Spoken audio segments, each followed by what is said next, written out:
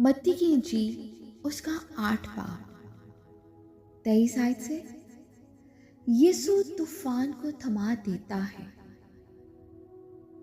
जब वो कश्ती पर चढ़ा तो उसके शागिर्द उसके साथ हो लिए, और देखो झील में ऐसा बड़ा तूफान आया कि कश्ती लहरों में छिप गई, मगर वो सोता था।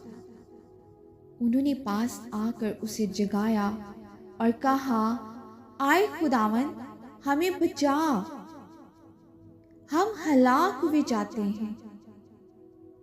उसने उनसे कहा, आए कम इत्तकादो, डरते क्यों हो?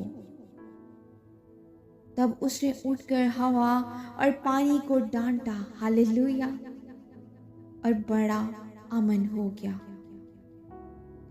और लोग ताज्जुब करके कहने लगे, ये किस तरह का आदमी है कि हवा और पानी भी इसका हुक्म मानते हैं। आमीन। खुदावंद की जिंदगी पर कलाम के पढ़े सुने जाने में उसकी बरकत हो, खुदावंद का शुक्र हो।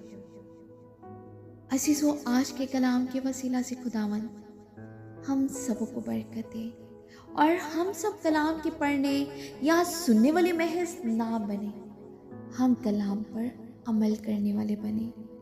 आमीन।